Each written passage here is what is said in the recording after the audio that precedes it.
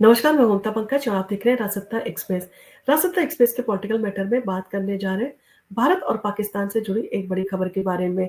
जिस तरह से भारत के डिफेंस सेक्टर ने जो है अपनी मजबूती का परिचय देते हुए पूरे विश्व को ये दिखा दिया कि ये आज का भारत है, मजबूत भारत है और जिसका डिफेंस सेक्टर जो है इतना मजबूत है, जो अपने देश में बैठे हुए जो है वो दुश्मन को मुंह तोड़ जवाब देने के लिए उसके देश में घुसकर जो है वो कार्रवाई कर सकता है। जिस तरह से भारत के द्वारा जो है पाकिस्तान के खिलाफ कार्रवाई करते हुए उसके 9 आतंकी ठिकानों को नस्ते नाबूद कर दिया गया, वो ये दर्शाता है कि भारत ये आज कितना मजबूत है। उसका डिफेंस सेक्टर जो है वो हर क्षेत्र में जो है काफी मजबूत हो चुका है, चाहे वो जल हो, थल हो, वायु हो। तीनों सेनाओं ने जो है अपनी मजबूती का परिचय दिया और इन सारी चीजों के साथ साथ एक बड़ी जो है वो चीज भारत के लिए जो है वो सामने आई, वो ये कि पूरा विश्व जो है भारत के इस जो है वो ऑपरेशन सिंदूर में जो है उसके साथ खड़ा हुआ नजर आया आतंकवाद के खिलाफ। और ये भारत के लिए जो है एक काफी बड़ी जो है वो जीत कहा जा सकता है। इसके साथ ही साथ जो है वो ये भी सवाल जो है वो सामने आ रहा है कि क्या भारत को जो है आने वाले समय में एयर स्ट्राइक करने के लिए पाकिस्तान के खिलाफ कोई देश ऐसा है जो समर्थन दे सकता है। ये अपने आप में जो है एक खास खबर है और जो भारत के मजबूत संबंधों को भी जो है दर्शाती है। तो तजाकिस्तान से जो है पाकिस्तान पर एयर स्ट्राइक जो है वो की जा सकती है या नहीं, ये अपने आप में जो है एक बड़ा सवाल है। और भारत के जो है वो सेंट्रल एशिया में इस बेस से जो है खौफ में है शहबाज और मुनीर। और जिस तरह से भारत जो है अपने मजबूती के साथ संबंध विदेशों के साथ बनाता रहा है, वो कहीं ना कहीं जो है उसके लिए फायदे का सौदा साबित हुए हैं। तो पहलगाम में जो आतंकी हमले के बाद भारत ने ऑपरेशन सिंदूर करके अपना बदला पूरा लिया और भारत ने जो है कूटनीति के साथ साथ सामरिक मोर्चे पर भी जो है पाकिस्तान को पस्त किया। भारतीय सेना ने पाकिस्तानी आर्मी के मिसाइल हमले को जो है जवाब देते हुए ये दिखा दिया कि भारत जो है वो कितनी मजबूती से अपने दुश्मन का मुकाबला कर सकता है। भारतीय वायुसेना ने भी कहा कि दुश्मन को संयम, समझदारी और संतुलित होने के साथ ही करारा जवाब जो है वो दिया गया। और ये अपने आप में जो है कहा जा सकता है वायुसेना का एक मूल मंत्र है, जिसको जो है हर किसी को उतारना जो है वो जरूरी है। क्योंकि ये ना सिर्फ हमारी सेना की सफलता की जो है वो सीढ़ी है, बल्कि अगर आप भी जो है इन सारी चीज़ों को अपनाते हैं, तो ये आपके लिए भी जो है काफ़ी फ़ायदे का सौदा जो है साबित हो सकती है। यानी कि आपको संयम, समझदारी और संतुलित जो है वो तरीके से जो है कदम उठाने चाहिए और ये आपकी सफलता में जो है बदल देते हैं ये कदम। और इन सब के बीच जो है एक बड़ा सवाल सामने आया है कि क्या मौजूदा समय में अगर पाकिस्तान के खिलाफ एयर स्ट्राइक करने के लिए भारत को विदेशी भूमि का जो है इस्तेमाल करना पड़ा, तो क्या उसको इसकी इस्तेमाल करने की जो है वो इजाज़त मिलेगी? पाकिस्तान के खिलाफ जो है वो करारा जवाब भारत दे सकता है या नहीं? तो जानते हैं भारत के पास जो है ऐसा कौन-सा बेस है और उसकी अहमियत को भी जो है समझने की कोशिश करते हैं। तो मध्य एशिया में जो है भारत का एक मिलिट्री बेस है जिसका इस्तेमाल भारत के द्वारा किया जा सकता है इमरजेंसी के समय में। तो मध्य एशिया में जो है भारत का एक ओवरसीज़ मिलिट्री बेस है और ये नई दिल्ली को पाकिस्तान में इंटेलिजेंस गैदरिंग और रिकॉनिसेंस के साथ-साथ कॉम्बैट मिशन जो है शुरू करने के लिए एक और विकल्प जो है वो दे सकता है। और इससे भारत को जो है पाकिस्तान के साथ लगी एलओसी और आईबी पर भी जो है हमला करने का जो है वो कहा जा सकता है एक विकल्प मिल जाएगा। इसके साथ ही साथ जहाँ पाकिस्तान ने अपनी सुरक्षा बहुत कड़ी कर रखी है, एक्सपर्ट्स का कहना है कि अगर ये लड़ाई जो है जंग में तब्दील होती है, तो भारत के पास पाकिस्तान की रक्षा लाइनों के पीछे से जो है हमला करने का एक विकल्प जो है मौजूद है। यानी अफ़गानिस्तान के साथ पाकिस्तान की पश्चिमी सीमा में जो है घुसपैठ जो है की जा सकती है। और इन सारी चीज़ों के मद्देनज़र अगर बात करें तो जनरल असीम मुनीर या पाकिस्तानी पीएम शहबाज शरीफ जो है इन सारी चीज़ों से हैरान जो है वो रह सकते हैं। और न सिर्फ हैरान रह सकते हैं, अमेरिका ने जो है इस कदम का इस्तेमाल भी किया है। और जिस तरह से जो है अमेरिका ने मुँह-तोड़ जो है जवाब दिया था पाकिस्तान के अंदर घुसकर उसके आतंकी सरगना को मारने का, वो अपने आप में जो है ये दर्शाता है कि भारत भी इस कदम का इस्तेमाल कर सकता है। तो पाकिस्तान का फ़ोकस अपनी पूर्वी सीमा की रक्षा करने पर जो है ज़्यादा रहा है। तो पाकिस्तान ने हमेशा से भारत के साथ लगी अपनी पूर्वी सीमा की जो है रक्षा पर ध्यान जो है ज़्यादातर दिया है। उसके अफ़गानिस्तान से लगी पश्चिमी और उत्तरी सीमा पर जो उतना ध्यान नहीं दिया, ना पर इतने सुरक्षा के जो है इंतज़ाम को पुख्ता जो है वो किया गया है।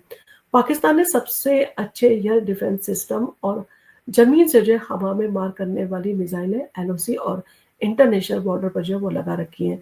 पश्चिमी सीमा पर जो है वो सुरक्षा में कमी के कारण 2011 में अमेरिका ने बिना किसी चुनौती के पाकिस्तान में जो है घुस गया था वो और उसने एबटाबाद में जो है वो जाकर अल-कायदा सरगना ओसामा बिन लादेन को जो है मार गिराया था। और ये कहीं न कहीं जो है भारत के लिए एक कहा जा सकता है मजबूत कदम है। और भारत भी जो है आने वाले समय में अगर उसको मौका मिला तो इस तरह का कदम जो है ज़रूर उठाएगा। भारत का मध्य एशिया में सैन्य बेस ताजिकिस्तान में है और भारत यहाँ पर जो है अपने सामरिक ओवरसीज़ एयरबेस का जो है इस्तेमाल ज़रूरत पड़ने पर जो है कर सकता है। और ये बेस पाकिस्तान के कब्जे वाले कश्मीर यानी कि पीओके से सिर्फ 600 किलोमीटर की दूरी पर स्थित है।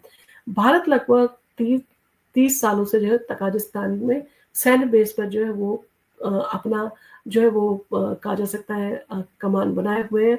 और इस बेस को जो है बनाने के लिए भारत के द्वारा जो है काफ़ी जो है मजबूत प्रयास भी किए गए थे। मसूद की मौत के 2 दिन बाद जो है अमेरिका पर हमला हुआ था, आपको ये तो याद होगा।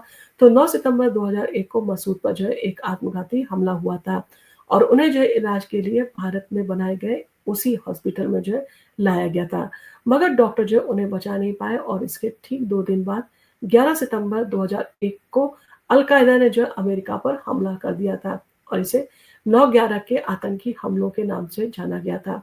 9/11 के आतंकी हमलों के बाद भारत ने कुछ एक्सपर्ट जो थे उन्होंने जो है दक्षिणी ताजिकिस्तान में स्थित जो उनका बेस था उसको जो है विकसित और जो है मजबूत करने का जो है उन्होंने इन सारी चीज़ों से विचार जो है वो दिया था। और इसे जो है उसने अपनी जो है वो एयरबेस के लिए जो है वो बनाने का दृढ़ संकल्प भी लिया था और इसे जो है आयानी एयरबेस जो है वो कहा जाता है। और आयानी जो है ताजिकिस्तान की राजधानी दुमाशे से जो है थोड़ा पश्चिम में जो है स्थित है। और इन सारी चीज़ों के चलते ये दर्शाता है कि भारत ने किस तरह की रणनीति अपनाते हुए जो है इस तरह की जो है पुख्ता जो है कहा जा सकता है मशीनरी का जो है इस्तेमाल कर रखा है। डोभाल और धनोआ ने जो है इन सारी चीज़ों को लेकर बड़ी भूमिका निभाई थी। तो माना जाता है कि तत्कालीन अटल बिहारी वाजपेयी सरकार और रक्षा मंत्री जॉर्ज फर्नांडिस ने जो है इस प्रोजेक्ट को पुरजोर जो है समर्थन दिया था। मौजूदा राष्ट्रीय सुरक्षा सलाहकार यानी कि एनएसए अजीत डोभाल और वायुसेना के पूर्व एयर चीफ मार्शल जो है वो पीएस धनोआ ने जो है इसे सैन्य बेस को जो है बनाने में अहम भूमिका निभाई थी। और भारत ने आयानी एयरबेस को जो है विकसित करने में लगभग $100 मिलियन जो है वो खर्च किए थे। और धनोआ को जो है 2005 के आखिर में जो है इस बेस का कमांडर जो है बना दिया गया था। और बताया जाता है कि भारत ने अपने जो सू-30 एमकेआई जो फाइटर जेट है उनको भी जो है उसने अस्थायी रूप से इस बेस पर जो है वो तैनात किया हुआ है जो भारत के लिए जो है एक मजबूती सिद्ध हो कर रहे हैं। और इन सारी चीज़ों के चलते जो है वो यही कहा जा सकता है कि भारत जो है अपने जो है प्रयास लगातार जो है वो मजबूत करता जा रहा है और पूरी तरह से जो है वो दुश्मन को जो है मुँहतोड़ जवाब देने के लिए साम दाम दंड भेद नीति को जो है अपनाता है। अपने आप को मजबूत भी रखता है, अपने जो वेस है उनको भी जो है वो पूरी तरह से विकसित करता है और मौका आने पर जो है उनका इस्तेमाल करने के लिए भी जो उसके पास में विकल्प है। और ये कहीं न कहीं ये दर्शाता है कि भारत जो है कितनी दूरदर्शी सोच रखता है और भारत जो है इस तरह की सोच के साथ जो है खुद को सुरक्षित भी रखा हुआ है। और जिस तरह से जो है पाकिस्तान के द्वारा जो है उसके ऊपर मिसाइलों का आक्रमण किया गया था, उसने उन सारी प्रयासों को जो है निष्क्रिय करके ये जता दिया कि ये आज का भारत है, मजबूत भारत है, जो दुश्मन को जो है हर कदम पर जो है मुँहतोड़ जवाब देने के लिए सक्षम है। और इन सारी चीज़ों के चलते जो है पाकिस्तान की चिंताएँ बढ़ी हुई हैं। आपने देखा जिस तरह से पाकिस्तान ने खुद को अलग-थलग जो है मौजूद जो है वो देखा था और उसने जो है इन सारी चीज़ों के चलते ये भी जान लिया था कि पूरे विश्व ने जो है उसका समर्थन नहीं किया था और उसे कहीं न कहीं भारत के खिलाफ जो है वो पूरे विश्व के सामने गिड़गिड़ाता हुआ देखा गया था। जिस तरह से जो है उसने पूरी तरह से जो है मध्यस्थता के लिए जो है भाग-दौड़ की और उसने पूरे प्रयास किए। कहीं न कहीं उसे इस सारी चीज़ों का आगाज़ जो है हो गया था कि वो हार सकता है और इस करारी हार से बचने के लिए उसने अमेरिका के साथ जो है वो बातचीत करके भारत के हर जो है वो टर्म कंडीशन को मानने का जो है वो कहा जा सकता है दिखावा किया और उसने जो है इन सारी चीज़ों के चलते ये ऐलान जो है वो अमेरिका के राष्ट्रपति डोनाल्ड ट्रंप के एक ट्वीट के ज़रिए जो है वो करवाया कि दोनों देश जो है वो आपसी सहमति से पूर्ण जो है वो सीज़फायर के लिए सहमत हो चुके हैं और कहीं न कहीं जो है इसका क्रेडिट डोनाल्ड ट्रंप ने जो है वो लेने की कोशिश की। क्योंकि काफ़ी लंबे समय से आप देखते आए हैं कि डोनाल्ड ट्रंप जो है वो चाहते हैं कि वो विश्व शांति के लिए जो है वो नोबेल पुरस्कार को जो है वो प्राप्त करें और उसके लिए जो वो लगातार इस तरह के जो है वो शांति प्रयास हो, चाहे वो भारत और पाकिस्तान का हो, चाहे यूरोपीय कंट्रियों के बीच में जो है वो शांति बहाली हो, वो लगातार जो है अपने इलेक्शन में जीतने से पहले ही जो है इन सारे प्रयासों में लगे हुए हैं। तो आपको इन सारी चीज़ों को लेकर क्या कहना है? आप हमें कमेंट करके ज़रूर बताएँ और भारत के इस एयरबेस के बारे में आपका क्या कहना है, जो ताजिकिस्तान में जो है स्थित है, इसके बारे में भी जो है आप हमें कमेंट करके ज़रूर बताएँ। और आपको अगर हमारा वीडियो पसंद आया हो तो आप इसको लाइक और शेयर कीजिए अपने फैमिली और फ्रेंड के साथ। और आप अगर हमारे चैनल पर पहली बार आए तो हमारे चैनल को सब्सक्राइब करना ना भूलें। धन्यवाद।